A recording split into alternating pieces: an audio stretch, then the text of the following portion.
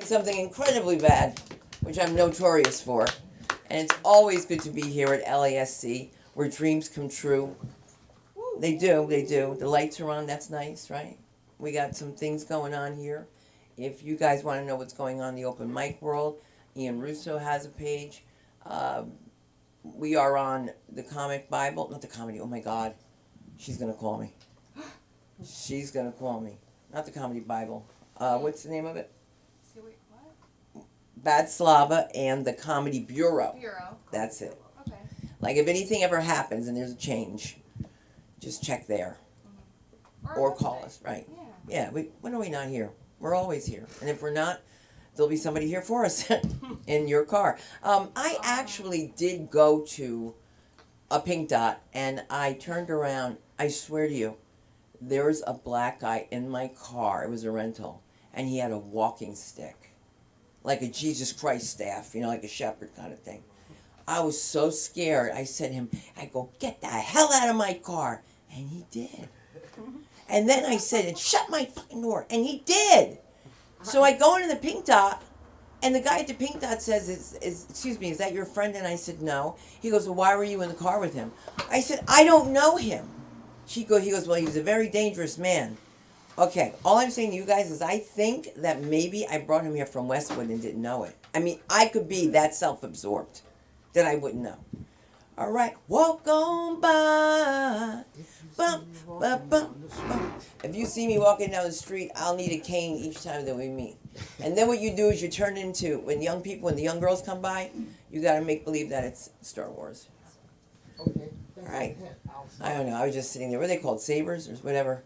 I don't know. I just remember that I saw Star Wars the day after I got busted with marijuana as a child. Okay, the day after, and I'm not allowed out of that. I mean, it was a real big thing. It was a big thing. It was like a big family meeting. Like I don't already have a cousin on heroin, but it was huge. And you'll never believe it. They never found the marijuana though. That's what they were upset about. But where it was. My stupid boyfriend, I said to him, where's the stuff? I go, give me the stuff. And he goes, no. I said, I gave you the money, where's the stuff? I go, give it to me. And he had it in the bag, and I had a magazine, and my Aunt Lois opens the door and goes, give me the stuff. And I just drop it in the magazine and leave the magazine. And I got in so much trouble. But Miss Effie used to sit on the porch. It was a black lady named Miss Effie. Whenever I went to the store, she would ask me to buy railroad snuff, and I hated buying snuff. It's hard to see a woman chew snuff. You know what I'm talking about? And then she in the can. You know what I'm saying? My grandmother would say, don't you eat no watermelon on the front porch. We're like, what's the crime? What is the crime? Why is that such a big deal? I went to the Friendlies, me and my black girlfriend, and I said, do you have any sort of the sherbet left? And the man says, I'm so sorry to tell you, but there's only one flavor. And he looked petrified, and I said, what is it? And he said, I'm sorry, ma'am, watermelon. I said, okay, we'll take two. That's what we do. All right. So not anybody's interested in watermelon, things like that, but things like that do happen. They do want to watch. Watching the news with my grandmother and my husband would be interesting because all my husband always says when something happens with money, he's always saying, I hope they're not Jewish. And when anything happened on the news, my grandmother would say, I hope they wasn't colored. And I think it was like she ever got out of colored, by the way. Black, she never said. No, that would just not be, that would not be her. So now that we're getting ready to start, I say, let's give a round of applause to your producer over here, Jason Ham, who's got it going on for you. And of course, the lovely, talented operatic voice of one Ryan Benson, okay, Benson. And your comedy concierge, who may have to take over tonight if I go to the police station, which is Samantha Linderman. All right, give her a round of applause. And we're going to just keep this show rolling because I know you're going to say that's not in order, but you're absolutely correct because that's how we live with the comedy of the one and only Artem Teliev. Hello. Okay, we got it. We got it. Thank you so much. Yes, my name is Artem Teliev. Actually, last time I was here. That's where the light's going to be now. All right. Okay. Last time I was here, I kind of mentioned that I'm putting together an actual comedy show, and it worked out great. I was happy. It took me a couple of months to put it together, but yeah, it was a great turnout. I worked directly with some really good comics. They're all Armenian, So I don't know if you guys gonna know them. But when I was talking to one of them, he said, "Have you done this before?" I'm like, "No." He's like, "Okay, brother, I believe in you. I hope you can pull it off." And he said, "Is there gonna be a host?" I said, "Yeah, I will host it." He said, "Artem John," and Artem John means dear Artem. Maybe you want to get a real host because we want the show to go well. He's like, "I don't know you." It's like, okay, so I got a real host. She was actually good. She helped promoting and everything. It was in Mission Hills at the Landmark venue. It's like one of the newer events venue. It has like a large capacity, but we sold close to 350 tickets. Yeah. So, and that all went to charity, so we were able to really help some people that are in need right now. And yeah, the day of the show was pretty stressful for me because we really didn't have like the ticketing system, so we had to manually sit people down, and there was some heat, you know, which that I was expecting. Yeah, like we were putting things together, and I looked outside, and there's like a whole line of people. It was crazy. I got like panicked for a second, but we started letting people in.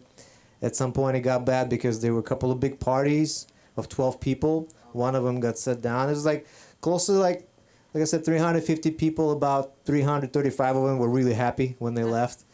The rest weren't so much, maybe. Yeah, this lady, she said it was a 12 people's table, right, for one big party. And this lady, she sat down with her husband, just two of them. And the girls that were helping me move, like sit people down, they were too scared to tell them to move. And when that big party arrived, I realized that their table is taken. So I go to that lady and I said, "I'm sorry, but you know, you're sitting in the wrong place. I'm gonna move you over just not one table because it's a smaller table." And she was like, "No." I'm like, "Come on, lady, you need to help me out. Like one of the girls screwed up. Everybody's volunteering over here, you know." And she's like, "No, I'm not moving anywhere. I came here early. I took my seat. I'm sitting here." And I'm looking, you know, to the other side of the hall, and I see those ladies waiting to sit over there. So it was a tough situation. And I said, "No, you gotta move." She's like, "No, I want to talk to the manager. I want to talk to the manager." I'm like, "There's nobody to talk to. I'm organizing the event." So that's it. You know, I'm the only guy. And she's like, "I don't think so." And when she said that, I was like, okay, I'm done with this one. So I went to the other one, and we actually figured it out. We were able to sit them at like a big table. We had to add another table for them, but it worked out fine. And then another heat I had. They pulled me into it. I had to talk to them because this young couple, they took their seat and then they got up. They went to get drinks, and when they came back, these two ladies were sitting in their seats, and they got so angry. So somebody found me. They brought me to them. They're like, this bee, she took my seats. So I was like, okay, hold on, let me go. I go to this lady. So I'm like, ladies, you have to, you know, you move. You took wrong seats. And they were like uptight, like middle-aged ladies, like a little bit overdressed maybe. They're like, "How dare you? We're watching this show. We're not gonna move, and we paid for the tickets." I'm like, oh my God. With their demeanor, I realized they're not gonna go anywhere. So I go back to these guys. I said, "Sorry, like there's nothing I can do." And he's like, "What do you mean nothing you can do? We want to sit in our seats." And then I see one of those two ladies. She's approaching me, and she goes, "How dare," like, you know, when the teacher, like in school's like a 6-year-old, she tried to do that to me. She goes, "How dare you? You don't even know who you're talking to. This is the district judge." And I'm like looking at her, and I go, "I don't think so." So I tell this couple, I go, "You know what, guys? Let's go. I'm gonna get you even better seats." And I gave you like a quick look. So there were like 2 extra seats in the VIP section. So I set them down over there. They were really happy. Yeah. But then in the end, I figured I should come up on the stage at least and say thank you to everybody. These guys didn't let me perform, you know. Yeah, because they were like good. I know, maybe you heard Jack Jr. You heard Jack Jr. Yeah, he performed. He was the headline. Yes. And then and then I had Antic. I don't know if anybody heard Antic. He's very good. He got big by doing like comedy sketches on Instagram and stuff. He's got a lot of followers. And then Mary Basmadjan, Vartush, maybe you heard. I heard. Yeah, she was there too. Yeah, she was really good. Yeah. Yeah. I don't know if they would, but they all live on the other side of the city, you know. I live here, so I come over here. It's very nice. Thank you. Yeah, so the show was good. In the end, I went up and I just wanted that bitch to see that I am for real, okay? I don't have a manager, at least in this day, I don't have a manager. So I hope she understood. Yeah. But yeah, it was Armenian show because I'm Armenian myself, but I was probably the only guy in the room that didn't speak Armenian, And everybody's coming up to me, they try to speak Armenian, and I say, English, please, and they go, what a disgrace. Yeah. So that was good memories. Yeah, I don't know if I want to do it again. It was very stressful. That's what everybody said. You have to. Yeah, yeah. So being Armenian is great, especially like living in LA where we pretty much run this place. We've been here before everybody. I think. LA doesn't really stand for Los Angeles. Really, like I've been in the city for 5 years. And there's no angels in the city. It has nothing to do with angels. There's a bunch of demons, though. Just by looking at the way people drive, it's like everybody's possessed on the road, or if they're not possessed, it's like the demon is chasing them. That's what it looks like. Yeah, like LA really stands for Little Armenia. I figured, because we even have our own city over here. Yeah, even Jews don't have the city here. I mean, they say Beverly Hills, but that's a decoy. It's really Armenian city too, yeah.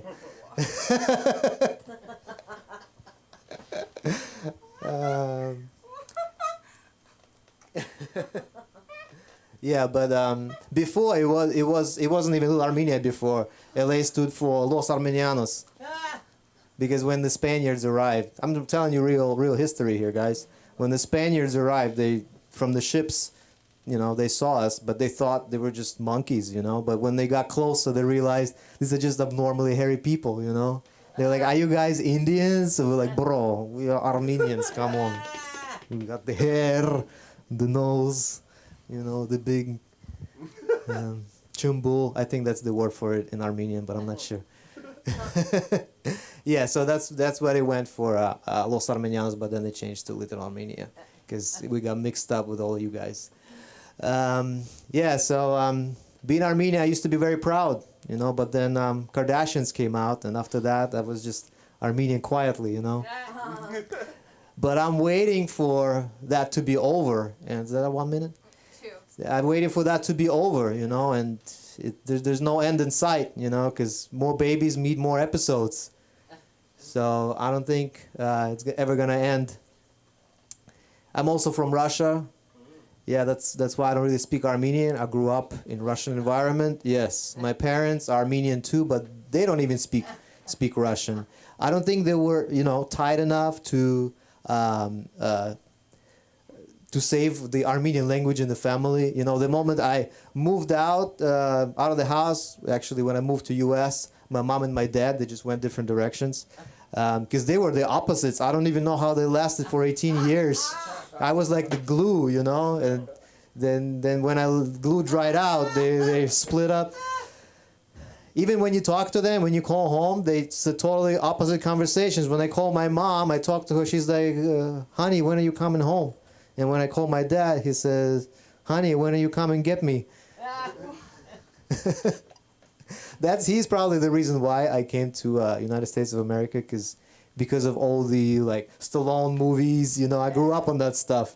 And it's not that we just watched it once, we watched it maybe 50 times, because when I was a little kid, there were no movies that coming from the States. It's all pirated recordings over recording over recording, So there was five movies on the shelf to watch. Yeah. I think this is my time, guys. I feel like I ran out of time too quick. But I haven't done any of my material, actually. I just told you what happened to me in the last couple of weeks. So thank you very much. I'll see you guys later. And where can they find you on social media? Oh, it's artem.tiliev. Yeah, I don't know if I want to spell that, but artem.tiliev. Try to type it in and see if I'll come up. Thank you. Tell them it's phonetic. That's right. It's like Spanish. You rewrite it exactly how you hear it. Yeah. So thank you. I can't wait to be invited to your next. I will. Yes. Hopefully it will happen, and then everybody will be invited. Thank you. All right. So, how do I say thank you? Is that Do svidaniya? No, that's goodbye. Spasiba. Okay. Oh, look, I'm a black Russian now. I don't know. Oh my God, Armenians. Don't even get me started. I thought my husband was in the trunk of my car. Wait. What? Yes, and I said, he's got to do something about his back hair. Oh my God. And then I looked again, and I saw all his hair on his ass. And I said, what is he doing in the car? And it was a man robbing me. And I had a boot on my leg. And I chased his fat ass all the way up Westwood Boulevard. And he had such bad English. He goes, you don't remember me. You don't remember me. He's trying to say, I don't know you, right? But he had a white trash guy sitting there waiting in an Uber. And I take the Lebanese girl with me because she's ready to fight, okay? She's like, are you okay? I'm like, no, come on. And I'm running after the son of a bitch. And he's throwing, and I go, why would you throw my kid's stuff? That's what got me crazy, because the cops are like, well, what? Okay, now I identify him, okay? I identify him, and I ask the cop, can I have, his information? The cop goes, absolutely not. Privacy. He robbed me, there's privacy. So I said, what do I do from here? And they gave me a permit for a gun. Thank you, LAPD. That's all I want to say is away we go. The comedy of the one and only Miho. Let's do it. God forbid I do 5 minutes. I love it. Oh my God, I love that. Oh, thank you. I love this. Yes. Before I buying this, I was like, is it going to look like I'm gonna fix pipe? I look good. I don't look so Mario. Albert. Last time I saw you, you came on the stage and you said, I try to fuck Miho, and then she said fuck no. Yeah. I said fuck no. Yeah. And it happened. But you don't say that in here, You don't say that on the stage. Don't do that to other female comedians. It's kind of crossing line, actually. And then Gotta support our women, man. don't do that. And then also, that is such a small dick energy. You know what I mean? Such a small dick energy. I know you really wanted that girl. You wanted to fuck her and you couldn't. I know. Let the fuck go. I'm an actor. I take billions of audition and reject every fucking single day. And I let go. I'm not gonna get mad and the casting director, he didn't cast me. I'm not gonna say that, you know what I mean? That shit is such a small dick energy. I thought you got a BBC or you got a SBC, small black dick, or cock, or whatever. Don't do that. Don't fucking do that. Female comedians already got so many shit to deal with,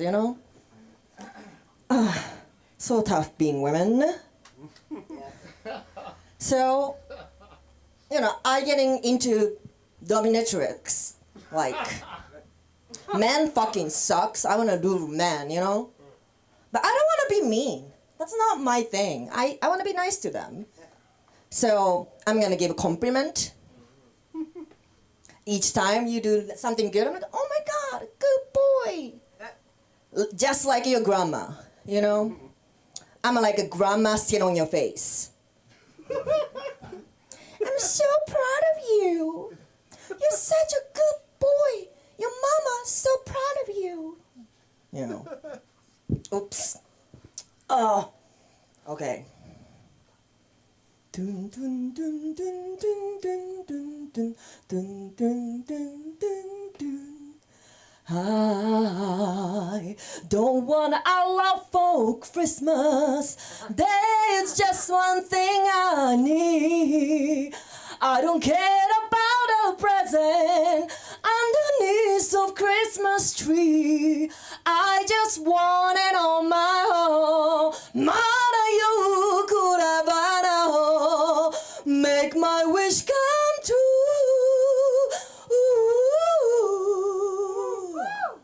All I want for Christmas Eve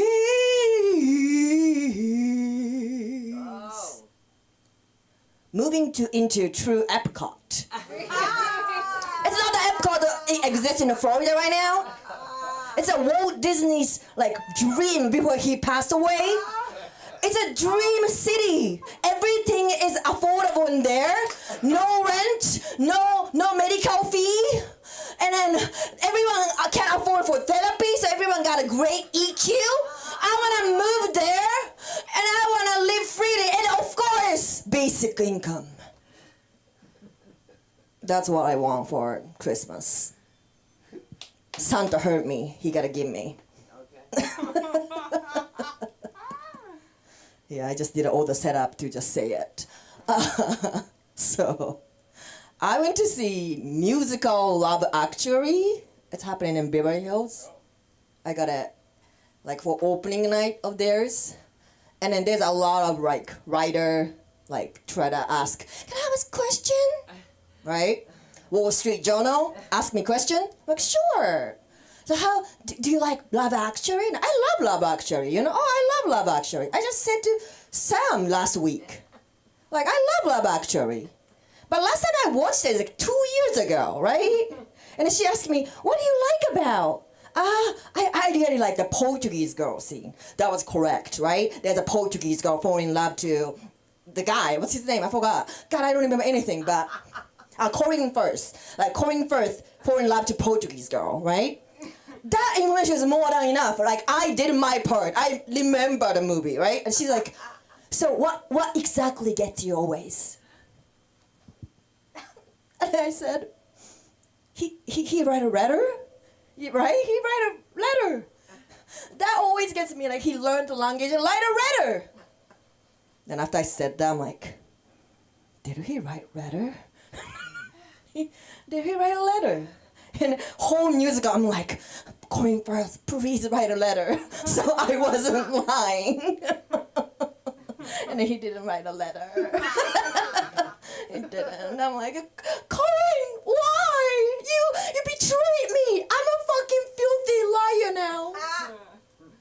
Well, my friend was worse. She's like, yeah, I love that New York. Like, New York energy is so different from LA. And everything happened in England.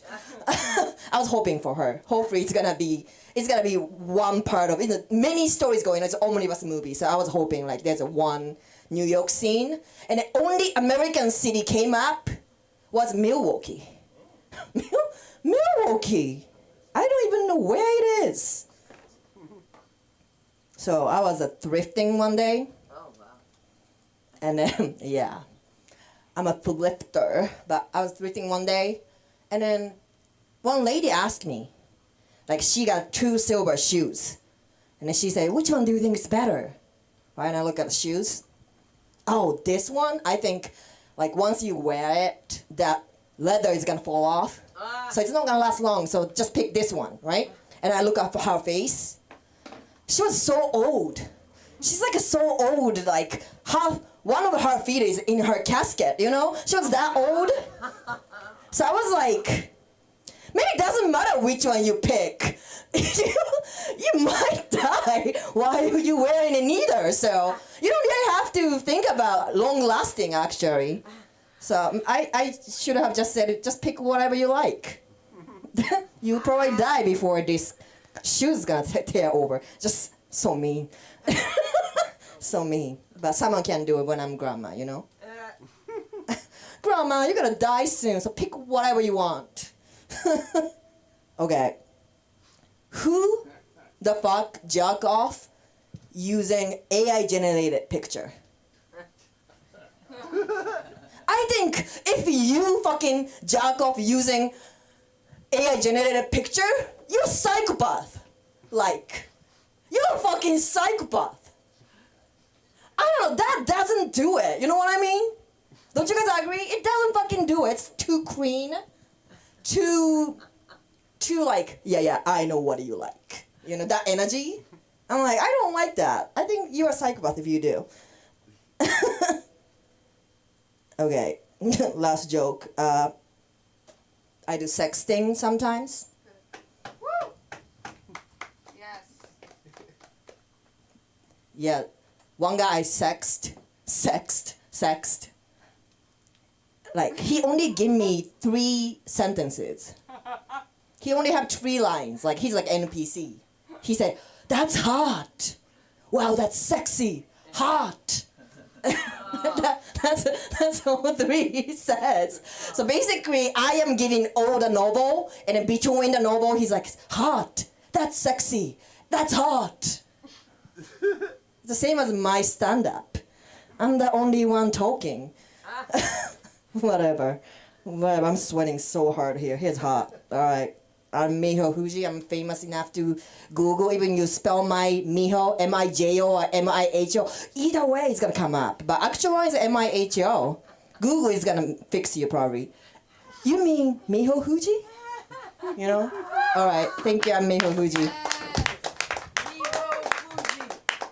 I wore my watermelon socks to show you guys that I do love watermelon. All right. Is that crazy? Watermelon socks. There's something wrong with me, seriously. But that's okay. But you did make me think of something when you were talking about small penises. Because I wanted to get that Mandingo kind of guy. So I got a Nigerian. Nothing there. Nothing there. Like a cord. Nothing there. He stands back, he goes, "I don't want to hurt you." And I'm like, with that? Like with that? And then I had another guy that he was into nostrils. It was disgusting. They're my nostrils, okay? And he doesn't even do blow, so he can't even get high. And I'm just like paranoid, looking for the cops, thinking, why is this guy in my nostrils? Because he's gonna get my car fixed, so. So listen, I'll get you some clients, Miho. I'll line them up and I'll beat the living shit out of all of them because every man needs a good ass whooping. Even Bobby fucking Peterson. Let him hear it.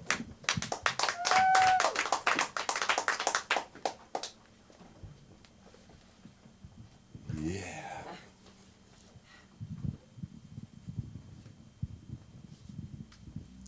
Hello, everybody. It's been a while. Yeah, I've been doing some stuff. Shit. So yeah, the Bobby fucking Peterson thing. I had this. Sunda brought it up earlier.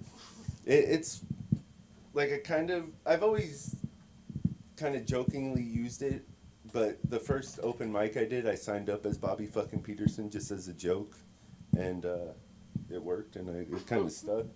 I mean, so I keep going with it, but yeah, eventually I think like if I want to like get paid, I'm gonna have to like do something about it. I don't know, maybe not. I don't know. Like I said, it's good publicity. People know who I am. Like 5 people. But yeah, I got really high like a week ago, and I was like sitting in my car and just having thoughts, and then I thought to myself, like I had a crazy thought. I'm like, you're a crackhead, and then I'm like, wait, but like I smoked weed, so like I'm a weed head. No, I'm a pothead. Oh shit, I rebooted the word pothead. That okay. I reinvented it, came up with it from scratch like that. Like it didn't. Hello? Entrez-vous. Hey. Hello. Ooh, 2 people, sweet.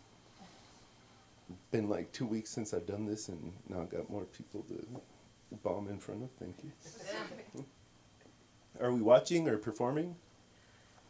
Okay. We're watching you, Peterson. So yeah, I was just talking about how I rebooted Pothead, but you'll have to watch the replay to not laugh at it. I like this joke. My mom, she hates insult comics. So like anybody else coming up, don't be funny if you're gonna insult anybody, please. She might be watching. Yeah, I just scratched some stuff down. I always like this. No one ever thought it was funny, but some songs that I'm not gonna sing, but like I have, you know that song "You're So Vain." by, yeah. I thought it would be funny, like, you're so vague. Like, you probably think this song is about something. I don't know. And then just, I don't know if anybody else here gets really high and when they're hanging out with their friends just says random shit out of nowhere. But yeah, like, just every now and then it feels right. Like, life is a biplane. I wanna fly it all night. I don't know, I just say that. I used to, out of nowhere, just be like, my dick is on fire. I did that a lot. It was like, even I got annoyed with it. But it was like, I couldn't, it was weird, yeah. Oh yeah, so we were talking about strip clubs earlier. I've been twice. The first time I went with my friend, it was like in the middle of the day, very sad. The second time I went was with my my wife and her friends for her birthday. We were already kind of, it was over by this point, kind of, but yeah, she got to go to the champagne room. I got like two dances. They were good, but yeah, a stripper went down on her, and I just had jizz in my pants. It was sad, but it was her birthday, so I mean, hey, yeah. It was a female stripper, so it wasn't that bad. It was kind of sexy until she left me for a chick with a bigger chin. I didn't make her gay. She's just a size queen. That's big old Jay Leno chin. Oh yeah, I the first time I met Sunda, I remember like someone. So I told her she reminded me of if anybody seen the movie Ghost. Yeah, and you know, like Whoopi Goldberg is like she can like she gets possessed by ghosts. Like if Joan Rivers took Whoopi Goldberg's character over, that's how Sunda. Someone told me I shouldn't tell that joke, but I mean it's not. I'm not saying it. It's not. There's nothing actually racist there or anything. It's just like honestly, that's the vibe I get. Like. If it was anybody else but Whoopi Gold, it's just that she channels ghosts. So I'm not saying, yeah, that's where the, but yeah, I think it's true. There's that Joan Rivers ghost in there for sure. Very funny lady. She runs this place, and I'm gonna have to pay you soon for some coaching because I don't know what to do beyond the. Yeah, doing this, just for fun. But, I mean, it's either work with dogs for the rest of my life or talk to weirdos for the rest of my, I don't know, so maybe I'll get some coaching lessons. Figure out how to do the business of this. Speaking of my wife earlier, I wrote all this down because people were talking before the show, so, you work at Bath and Body Works. She worked at Bed Bath and Beyond. I used to go over there all the time and hang out with her on her lunch. And no, it was cool. But like she had a co-cook up there, this guy Chris. And at first it was kind of like suspicious, but like we got invited to his birthday party in a limo, and I did a bunch of free coke, and at the end of the night, he got all pissed off at me, drunk, and I think because he liked my wife, but, like, we were just there hooking up and, like, doing all these drugs, but, like, I feel bad about that, but I've been on the other side of that. I've been that guy. Following a chick around while her boyfriend's there. I don't know. Being a dude's creepy sometimes. It's weird. When you're younger, Ryan knows. Yeah. I'm older now. I don't think with my dick as much, but like it's like anybody seen Dexter? You know, his Dark Passenger? It's kind of like that. It's like I don't know. It's you're insane.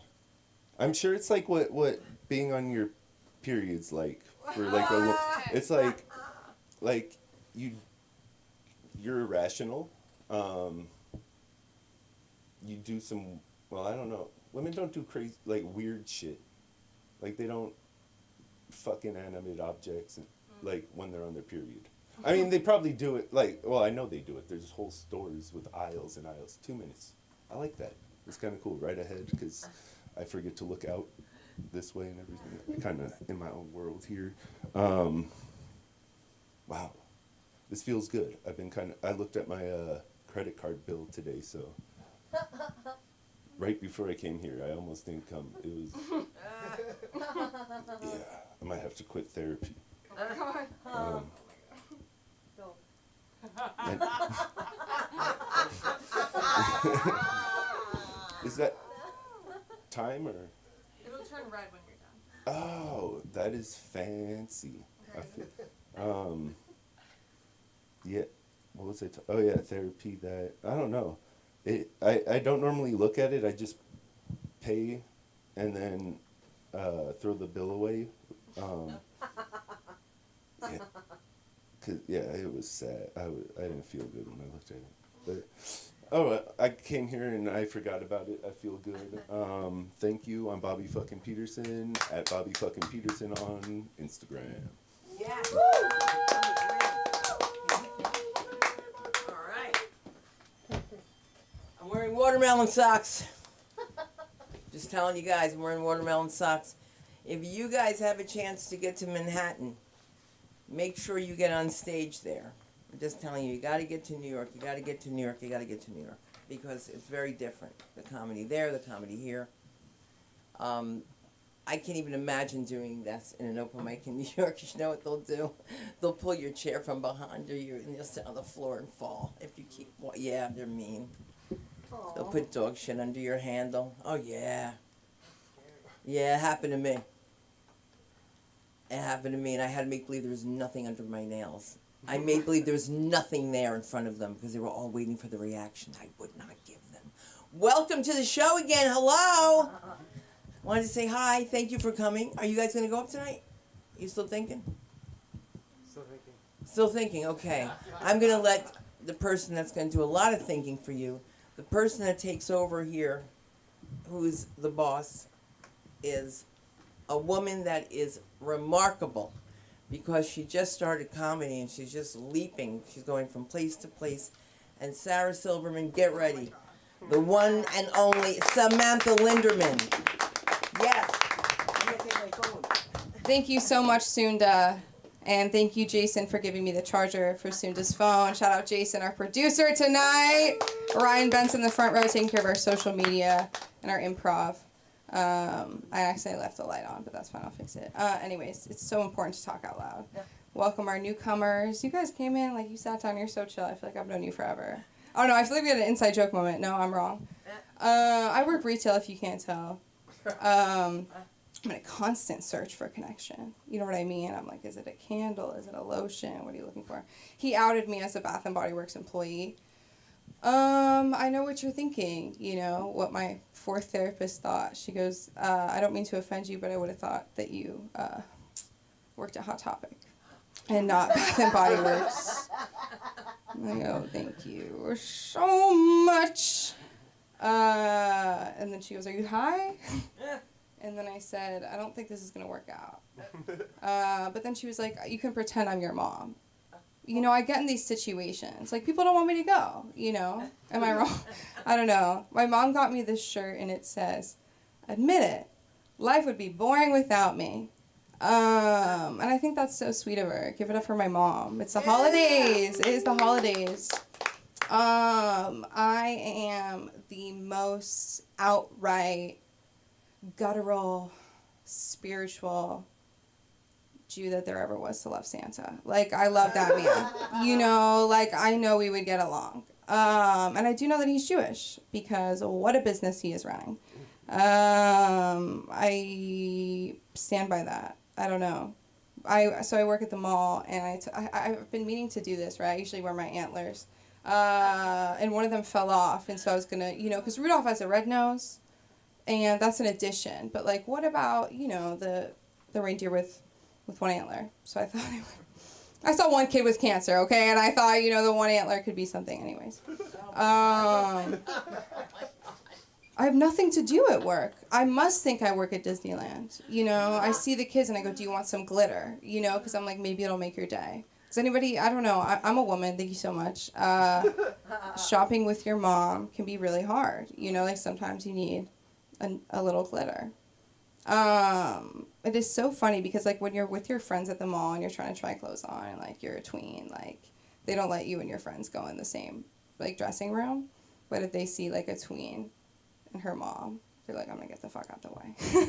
I can't even, there's no item maximum. Like it's just like, let's just keep it calm, My mother could rob a store and they would not blink twice. They would be glad. They'd be like, okay, it's done. She like gets shit done, and I'm fine at phone calls. Well, I have this thing at work where I don't put on a character, but it's like you see the same woman so many times at Bath and Body Works, you have to act like she's like the queen of your life. And I have no idea what any of their names are, but they're all over 60. And all of my coworkers speak Spanish. And I'm the only coworker who speaks older women. And they look at me all the time. They go, I don't know how you do that. I'm like, I don't know. I'm from LA. Like, what can I say? I don't know. Like, anybody else from LA? Where are you from? I never do crowd work. I just want to know. I'm from Utah. You're from Utah. What part? Linden. My sister is in Salt Lake. Oh, wow. Did you think we'd have a Utah connection when you looked at me? I did not. I didn't either. What I felt is that you felt like we would have nothing in common. You know what I mean? And look at this thing. No, look at this thing right away. Barriers down. Amazing. Are we both from Utah? Are we siblings? No, I'm kidding. I love Utah. I actually really do. It's the only place I go. Like, I don't know. People ask you where you go. I've gone to Utah many times. The same place in Mexico twice with my parents on the same cruise. Just years apart. Palm Springs. In Israel, but like, is everyone okay? No, I went there. That's all I'm trying. Like, I went there once. But my favorite thing about Utah is, like, the fun facts are so nuts. Like, I think it was, like, they have the most, like, gay people per capita in Salt Lake. There was some, like, gay fact about Salt Lake. I was like, no way. Like, it's just the most random place in the world. Like, I walk around there, I'm like, this is where the world is changing, Salt Lake. Salt Lake is the Austin, is the Los Angeles, is the New York of tomorrow. And I'm not wrong about that in the slightest. When you see two vintage bookstores, across the street from each other, compostable bookmarks and local comics, I'm like, I feel really good right now. Like, I feel like and Barnes & Noble has the whole block, you know what I mean? Whatever. I'll end it on this. I wrote some things in my notebook, actually. This is the first ever comedy notebook I ever had. My Uber driver today, thank you so much. Yeah, I don't drive, and it's for you guys as much as it is for me, It's like I'm either going to kill somebody or my passenger is going to be like, we're going to, like, lose friendships. Like, I can't really risk that while the car's in my control. Like, I'll never feel comfortable, Like, even if it's, like, a Tesla and it's, like, has all that stuff. Like, I don't need an iPad there because I know myself. If I can talk to my car, I'm not going to get anywhere. I'm going to die. Everybody. I can pick all is there a music video? It's not a car anymore. It is the most dangerous spaceship that I could drive, right? You're trying to kill me. Anyways, I think a lot of people are really scared about robots taking over human jobs. American jobs. And robots have taken over the most important American job that there is, which is the female orgasm. I feel like it's in the Declaration, you know what I mean? We're talking about women, right? It's like you go out, you fight the war, and then you give her a reason to, keep taking care of the kids and the mortgage and whatever. But I don't know. I feel like vibrators don't have it all yet, Like maybe the Bluetooth music, we're almost there, right? But I just feel like a vibrator just, like, doesn't have, like, that stubble that you repeatedly ask not to be there, Like, not that pushback, Like none of those like you're welcome eyes. You know, you just like my vibrator. Like I don't know. You know what I mean? It's too nice to me. It's not realistic. Give it up for Los Angeles. Give it up for stand-up comedy. And I would also again like to thank Sunda Kronquist for giving me the opportunity to be here tonight. I'm gonna bring up somebody who's also worked here with me for a long time. Really excited to bring him to the stage. He just had a stand-up performance. Give it up for Ryan Benson.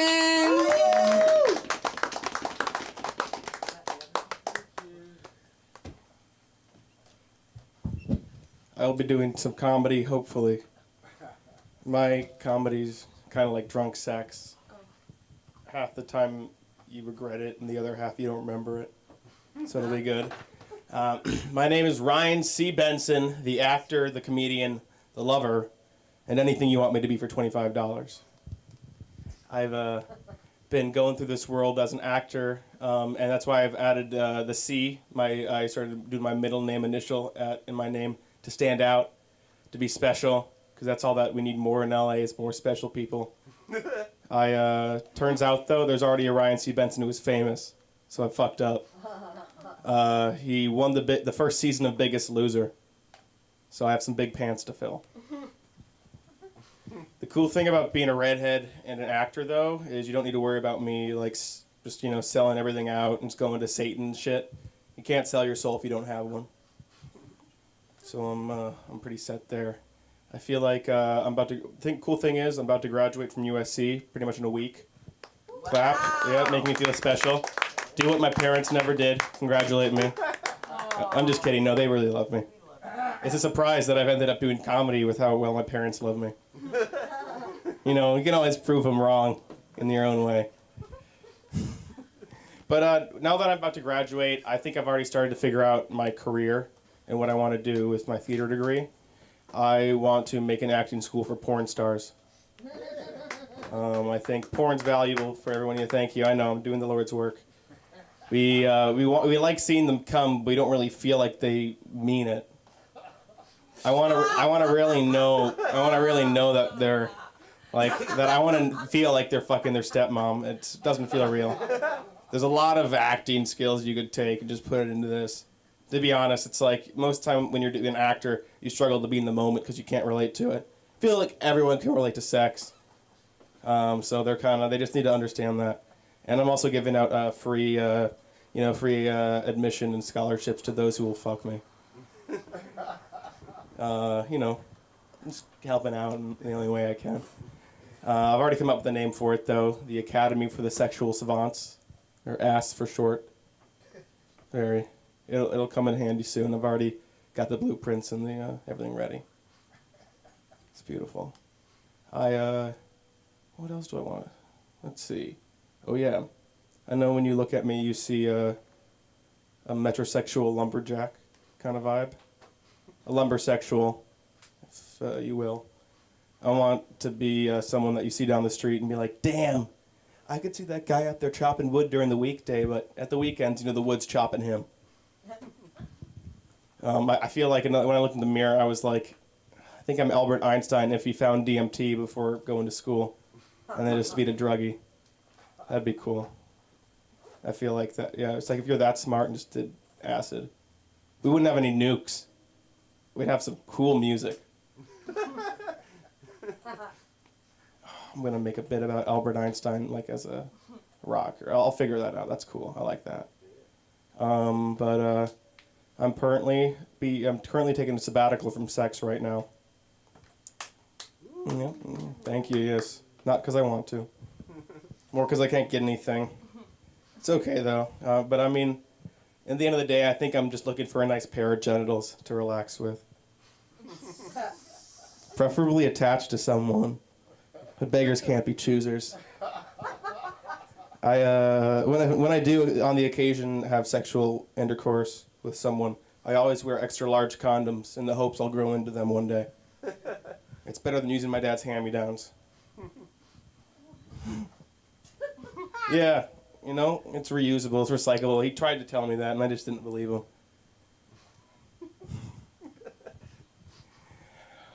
What else can I think? this is part of my like 3.5 minute set that I did a couple days ago at USC for final class of stand-up comedy.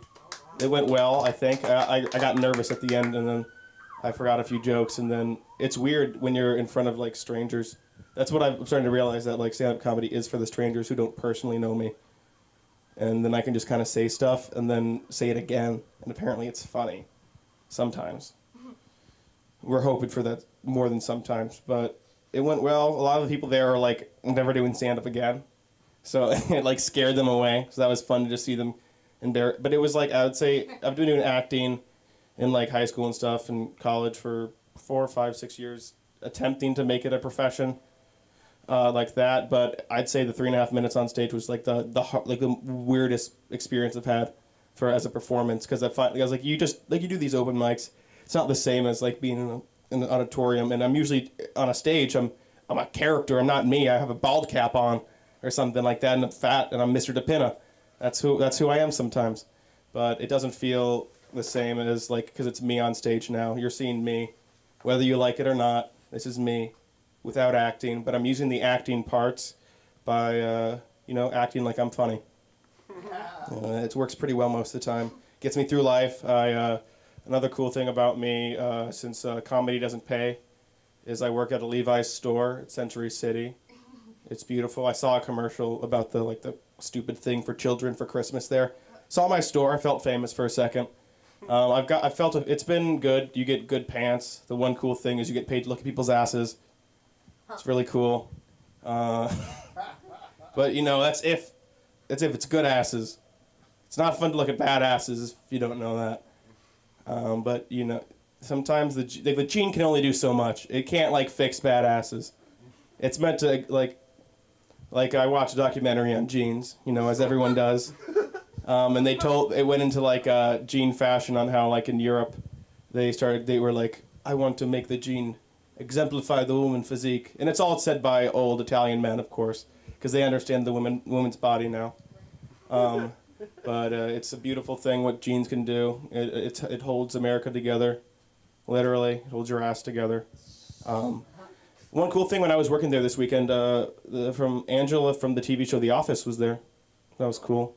It was weird, because you don't want to bring attention to it. I was like, kind of was like a gang represent gang kind of thing.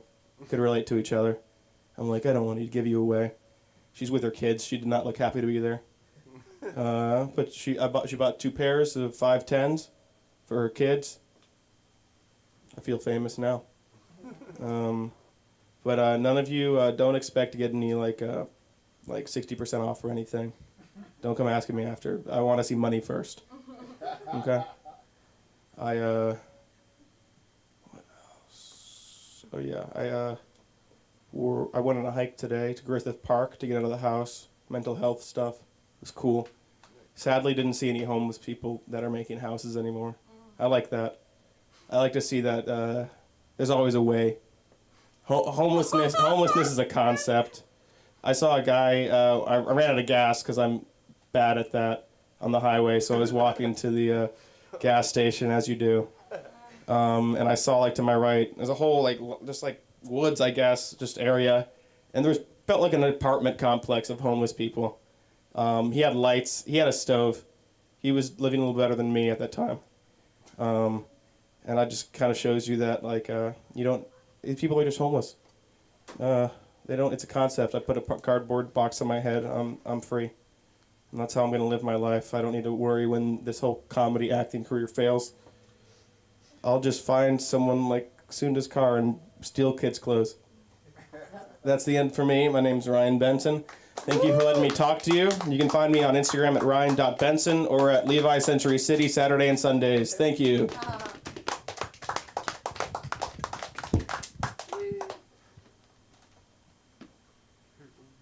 Ryan doesn't work at the mall to one-up me, if that's what you guys are worried about. If anybody was worried about that. It's like we work at 2 different malls, like one of them might be better, like mine might be worse, whatever. To my newcomers, are either of you performing? I think you are, right? Oh shit, she said you were. I'm not kidding. Are you guys doing a duo? What's going on? What's going on? Give it up for LA School of Comedy. Woo! where people come to try new things and learn from each other. And if you are performing, you pay $10. If you are watching, you pay $5. I haven't gone up. Albert's gonna go up. No. Don't worry Well, about. I'm No, gonna go up. I'm gonna put. Albert's about I it. think you should go up. Albert's about to go. Albert's going on stage no matter what. Yeah, I'm going. Yeah. You know Albert? Me too. He started the whole thing with Stanley, and then. Who's Stanley? Are you Stanley? No, Oh. I'm a lawyer who started coming. Oh, okay.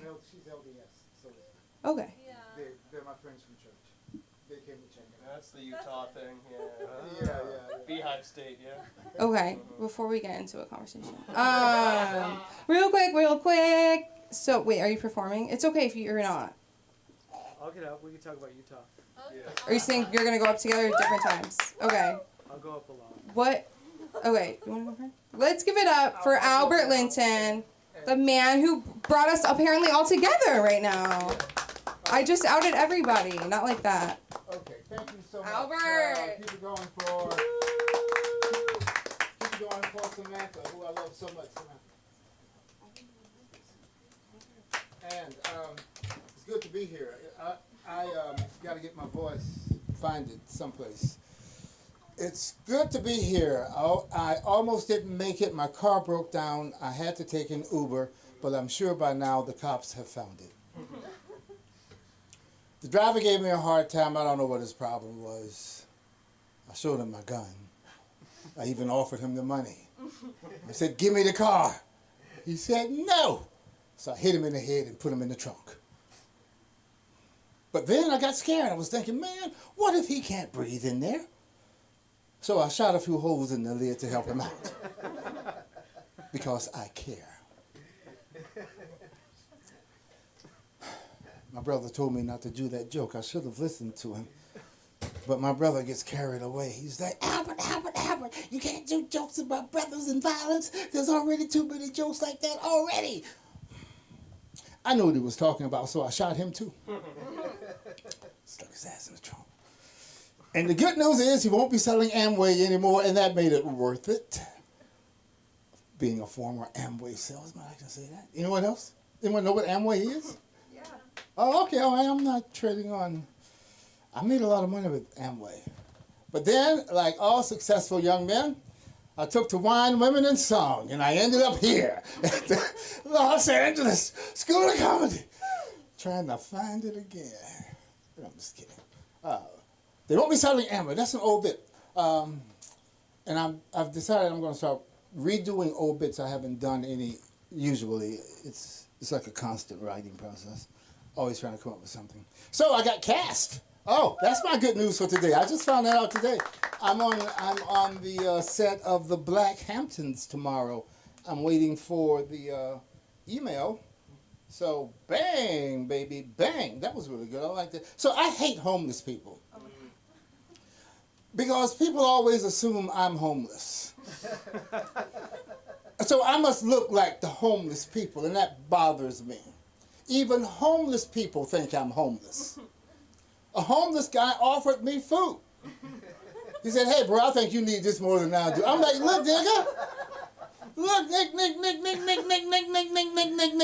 nigga. You see these nails, bitch?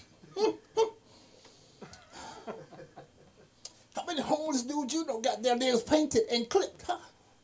Don't make me show you my toenails. Here, take a whiff. And brush your teeth. You're going to lose more in your home. You're going to lose your teeth, too. You can be homeless. You can take care of your teeth. It doesn't take a lot to do that, does it?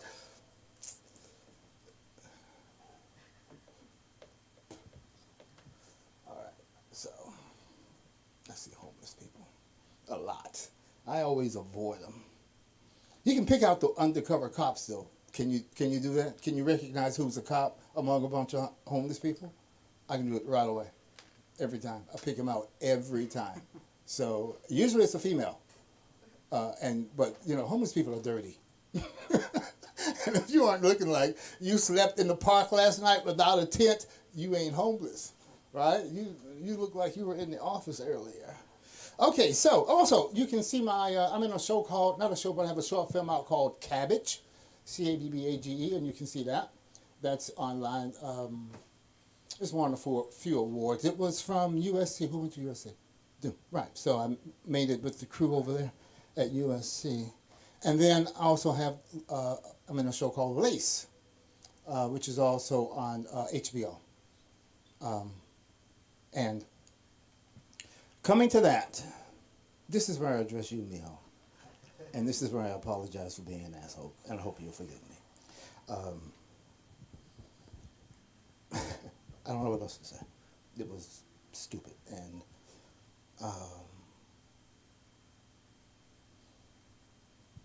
don't know. And you were right, so. But I don't have a small dick, I have a big dick. But that's beside the point. The small dick energy label, though, is funny. I like it. So, I mean, do you accept my apology, please? Okay. Okay. All right. Am I over? Am I done? Am I out of time? No, I think you have two. Two. Okay. Then, in that case, I want a wig. I want a long wig that goes down to the back of my back like that, and then I want to be able to turn it over like that and throw it back. I've been wanting to do that for 73 years. I've never had enough hair to do that. One of these days, I'm going to get myself a wig, and that's exactly what I plan on doing. But I'll go to the beach and do it, you know. Make sure there's some hot young girls down there, and make sure my nieces are down there, too, so I can embarrass the hell out of them while I'm doing it. Yeah, this is how we did it back in the old days, baby.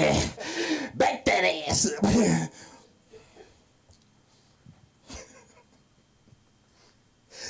Oh, the Ukraine. That's it. That was the other thing I wanted to talk about.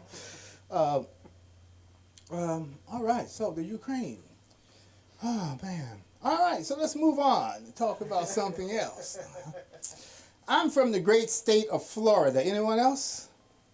No? No? Okay, good. So nobody needs to go back? When I left Florida, I wasn't sure if I was a free man or an escaped prisoner. I really wasn't. I've never said that before, but I'm not really sure. Actually, I'm not sure I wasn't an alligator, actually, when I left Florida. I'm dumping on my hometown because my sister pissed me off today on the phone. Always getting involved in others' conversation. Me. Man, it's a good thing I love women. I love women so much. That's why I've had 4 marriages. Because I am really dedicated to women. And I love all women except the ones I'm involved with. For some reason, I seem to always hate them. The ones I love the most. I always piss them off. It never fails. It's, oh, what is this? This is, what do you call this? Menorah, that's what I was trying to think. So that's like 4, 8, 9 candles? Is that right? Okay. That'll keep a place light. That'll keep light in a dark room. Huh? All right, so that has to do with Jewish tradition? Something? All right. Good enough for me. I don't know anything about it. I was watching a very good movie before I came over here, so I want you to know that I consider you people to be very important because I put that movie on hold, and I came over here, okay, to be with you.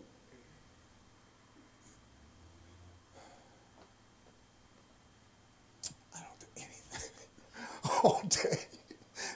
My biggest job is going to the barber. And you can see I haven't done that recently. I love my life. My life is so good. All because an Amazon truck ran into my car. Oh my God. Right? Who would have thunk it, huh? Who would have thunk it? I'm like, oh man, I'm exhausted. This happened 2 years ago, and I had to live off of savings because, you know, I drive cars or trucks for a living, and with the pain in my back from the crash, I couldn't. So, 2 years of that. And finally, I'm broke. But the lawsuit is coming to a close, and I should be flush after that. So, you can find me on Instagram at Albert Linton Comedy. You can also find me on Facebook, Albert Linton. And you can find me near the dumpster when the show is over. Because welcome, Sam, back to the stage, please. Give it up for Albert, everybody. I don't. Oh yeah, right there. This came. You got ninja shoes. I thought it was mine. I left mine at home. I'll go. Okay. What's your name? Mark. Okay. Nobody heard that. I'm very excited to bring this next guy up to the stage. We've known each other forever. No, I'm just kidding. Give it up for Mark, everybody. Let's get him up here, right? Woo! So I know, you gotta stand up. Woo! How long is it? Five-ish. Okay. Right now. Yeah, what should we talk about? We should probably talk about Utah. Where's everybody from? Is everybody from LA in the audience? Where are you from? Russia. Which part? Southwest. Southwest. I've been to Russia. I've been to Israel too. And you've been to Utah. Wow, we're all like really connected here. So we've got some Californians, we've got some Russians, we've got some Utahns. Yeah, what should we talk about? So, I did grow up in Utah, and a lot of people moved from California to Utah when I was growing up. And the irony is that people always talked about California, like living in California was like a religious experience. Like, oh, California. California is like the place, man. We've got like the beach, we've got In-N-Out, and it's the best. And they're like preaching to me. They're like doing missionary work on like how great California is. So that's pretty funny because when I moved here, I was kind of like, and the other thing that they would complain about is like, oh yeah, people in Utah don't know how to drive. They don't know how to drive at all. Complain about that. Complain there was no In-N-Out. By the way, there is In-N-Out in Utah, so don't worry about that. But when I moved to California, I started to realize, okay, yeah, this is like a really beautiful place. And I remember when I had the religious experience of living in California. I'll tell you what it is. It's when you're driving west at sunset and the sun is going straight down and you can't see anything, and you're going, yeah, I guess I'm going to meet Heavenly Father now. Like, oh my gosh, jerking the wheel. Like, oh wait, yeah, maybe that's why. I'm from Utah. I don't know how to drive in the sun, but that was a religious experience. Seeing that sun, trying to like figure out how to get to and from places with that sun right in your face. That is a religious experience. And I lived in New York for a long time. We're like connected in New York or something? Always. So always connected, that's how I feel. No, so there's like a thing about like LA and New York having a rivalry. I think this is how that started. It starts January 2nd in New York City, when all the tourists leave and all the holiday things are over. People in New York start having this existential moment where they're going like, maybe I should move to LA. And I think that's how that starts. And what I've recognized is that LA is sort of like the hot girl in the relationship, where New York is like the guy that's been spurned, that's like, should I date her? Should I like, do you think I should date her? And you're like, yeah, that's Emily Blunt. You should date her, and you look like Joe Dirt. Like, go for it. Like, go ahead. Go right ahead. Go do it. But every January 2nd, without fail, that's where that rivalry comes from, is people from New York being like, I think about LA. Does LA think about me? Should I go to LA? And people in LA are kind of like, oh, New York, like, it's a place, right? Like, yeah, I've noticed it before. I've been, but like people in LA are not thinking about New York, and people in New York are thinking about LA all the time, for at least 4 months. So anyway, those are my thoughts. That's it. You know, it was a real religious experience, I guess. Us all coming together. I'll get you later. I'll get you that fist bump later. You missed it. It's okay, but you're riding that high for the sake. Give it up for Mark. I'm so glad that happened. That was so silly. I love that. That was great. Okay. No. You're coming up here. Give me... No. All I need is your name. And payment later. What? Diane! Come up here.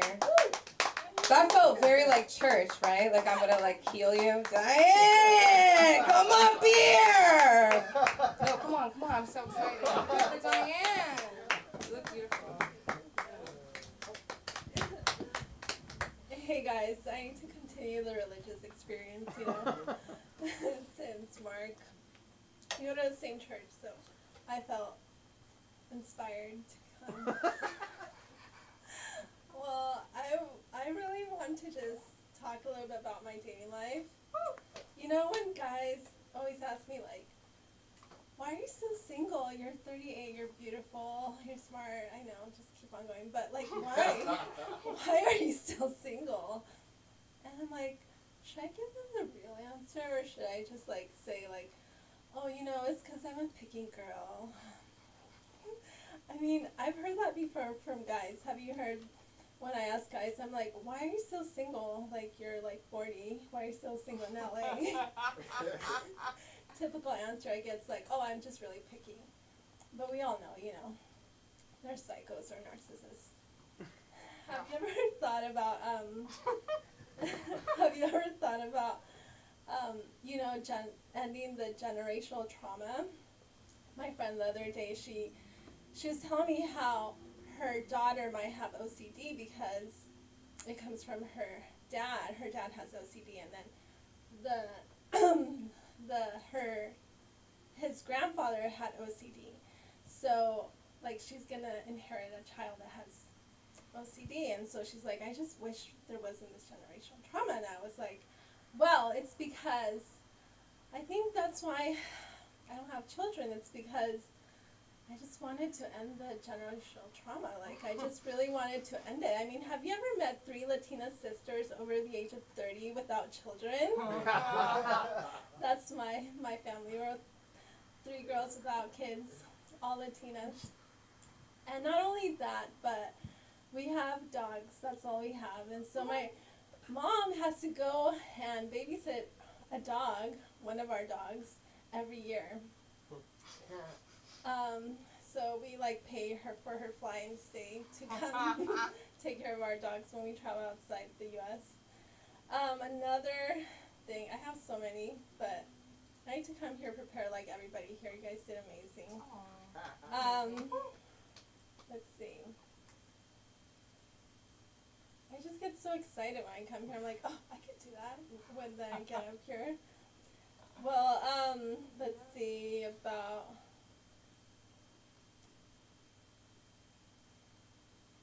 Well, I worked at Goldman Sachs, and I used to just love the middle management. These are men, 45-year-olds about, and they're the managers of our managers. They're called the vice presidents, and we're sitting in a team, and all they would do is like they would just say they would get a report from upper management from New York, and I was in Salt Lake City. And they would say, like, okay, we need the report. And does anybody have the report? I need the report. Management is asking within 15 minutes, I need the report. We all freak out and start, like, sending in reports. And then they would stand up, they would be sitting down, like, okay, every 5 minutes, do you have the report? Do you have the report? And we all freak out and, like, send it to our manager who was right there sitting next to us. We'd send it to him, and then they would give him the report. And then he would be like, oh, okay. He would sit down. He's like, I sent over the report. Literally, he would do that every single day on the hour. I'm like, what? And then when people would ask him, like, what is your job like? Like, who are you? And they would be like, I'm the vice president at Goldman Sachs. And, like, people don't know what they do. And I actually saw what they do. I was like, and then one time, like, one of the vice presidents shook my hand really strong and like, Diane, I see future here. Like, I think you could be the vice president here one day. I was like, I don't want to do that, please. I don't want to be a vice president here. I don't want to be like this and all of a sudden have like a heart attack and like stand up and be like, I need the report. I need the report. Like, I can't do that. Like, when I tell you I saw every single manager, male manager, cry in front of me, go like this. But, you know, women, we cry like, ugh, like we cry like that. But men, this is how men cry, I'll tell you. They go like this. All of a sudden they're typing and then they go like this.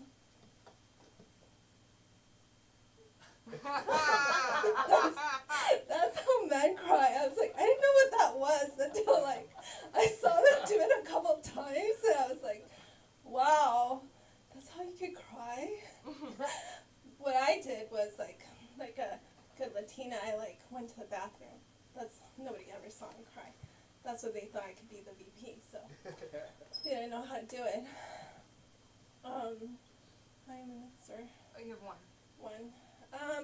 Well, I just want to say I'm so thankful to be here. Thank you to Albert who brought us. Thank you. Yeah, you guys are great, and yeah, I'm just really thankful to Albert, like, for church, because you just never know what happens at church. You just have four friends come along with you. Thank you.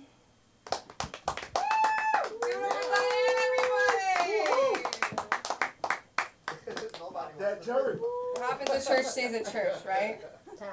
Give it up for yourselves for staying this whole time, supporting each other. Live comedy is alive, right? Fuck what my Uber driver said. I've been Sam. You can find me on Instagram at SamLikeTBH or here. I want to give it up one more time for Ryan Benson, doing our social media tonight, our improv teacher. And one last hurrah for Jason Ham, our producer.